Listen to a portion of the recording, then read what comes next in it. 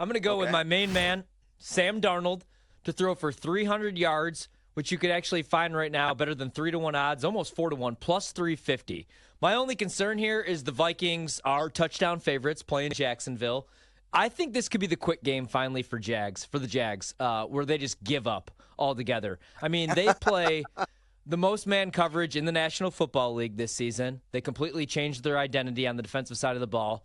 But like I said, really since week one, they just don't have the personnel to do so. So they play the most man-heavy defense in the league, but they're also among the 10th worst man defense in completion rate allowed, 67.6%. Not that bad. Defensive success rate allowed, 49.2. Yards allowed per coverage snap, 6.35. So I think Sam Darnold to Justin Jefferson, maybe a little Jordan Addison, is going to have a big game. 300 passing yards, plus 350. Again, my only concern is the Vikings run away with this game, but I don't know if they're going to win it by margin, by 2 scores. So plus 350 for 300 on Sammy Darnold, I like quite a bit. I have committed a sin. I have a confession to make. I picked up Mac Jones today in a Superflex, and I inserted in my starting lineup. Again, Superflex being a 2-quarterback league, essentially, in fantasy, over Will Levis. I do not feel well. Well, anything's an upgrade over Will Levis, like this water bottle right here is. So, no, I'm with you, though. And that's the other thing about the Jags, man. If they're rolling out Mac Jones in this game, it is going to get ugly. And then maybe we don't get to 300 with Sam Darnold. Maybe we get a bunch of Aaron Jones. But I think this is going to be, like I said, I think this is it for the Jags 2024 season. I think this could get real, real ugly and be a blowout loss. Or Mac Jones saves his NFL career. Who knows? And you win your fantasy league this week. No way in hell that's going to happen. But, hey, we can hope for the best. My bomb's away candidate. Oh, ain't he so Purdy? Yeah. And that is Brock Purdy. 3 or more passing touchdowns, believe it or not, plus 260 right now at BetMGM. And it's entirely viable. Taking on the Tampa Bay Buccaneers. Yeah! Shiver me timbers. Yeah, well, they're not exactly wielding a sharpened sword defensively. Number 26 in pass EPAD on the air are the Buckaroos. They've given up 18 passing touchdowns, the second most in the league. Number 1 in that category, the Baltimore Ravens, who we're about to see in action momentarily. For the last 5 games, the quarterback has thrown at least 3 touchdowns against this defensive unit. And Purdy, number 10 in red zone completion percentage. He's going to get to the football factory, Christian McCaffrey back. I think there was 1 touchdown through the air there. Maybe one to Debo, another one to George Kittle. He's done this twice this year, so fantastic value, I believe.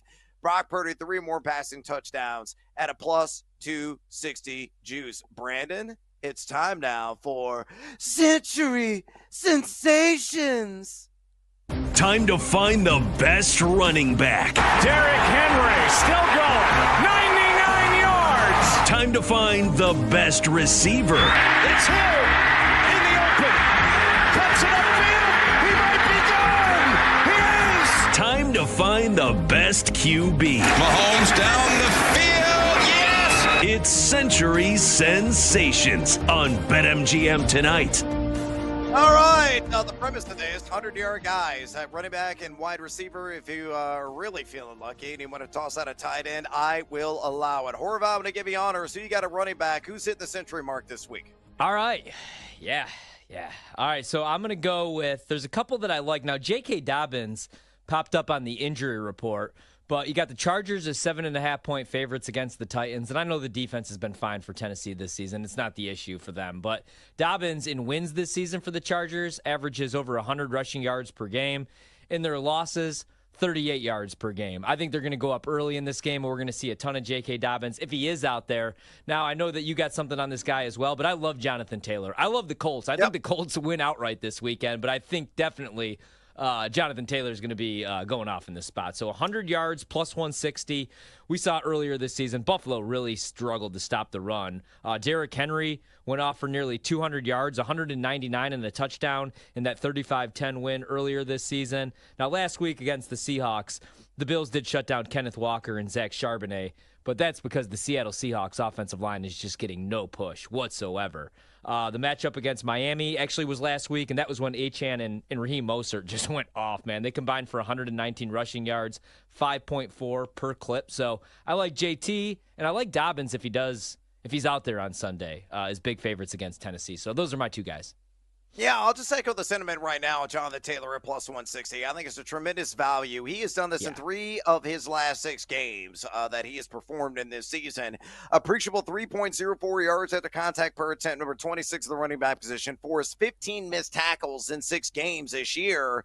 And then look at the Bills. Okay, great. They're number 6 in rush EPA defense, but you peel back the layers of the onion, and that front line has been rather unimpressive. They're giving up 4.58 yards per carry and 99.2 rush yards per game to the running back position. Breece Hall's the only century sensation performer against that unit, but Taylor is probably going to get, 20 carries? I think the over-under is on 20 and a half rush attempts. So just follow the projected volume. He gets that kind of workload, and it's a positive game script down the stretch. He is going to salt away the clock. One of the best jump cuts in the game. Dude's going to eat. I'm entirely with you on Jonathan Taylor. Your chance to buy low on him in fantasy, that window is about to slam shut. So if you want to get him, you better get him before that game kicks off on Sunday. My century sensation at running back, I'm going to go with Saquon Barkley. No odds out yet. I've been waiting all damn day for BetMGM to drop it. But nobody's done it yet. Taking on the Dallas Cowboys. I'm expecting it's going to be like plus 105, maybe plus 110 if I'm lucky. And I'm still going to fire off a ticket on it. Why? The Cowboys are dead last in rush EPA defense, giving up 4.58 yards per carry, 108.8 rush yards per game, just the running backs. Only 2 running backs have gone over 100 yards, so against them this season, but it's Saquon. And the quads are going to be flexing. Number 13 in yak per attempt, 3.40 this year. Number 8 in total missed tackles forced with 29. He's gone for 100 or more in 5 games. He's seeing 78.4% of the opportunity share. Saquon Barkley, got a beast yet again. Maybe it's going to be a backwards hurdle like he did last week. Who the heck knows what Rabbit's going to pull out of the hat and make another splashy play. But I think he hits the century mark against the division rival Cowboys. Let's move to wide receiver. Who is your century sensation?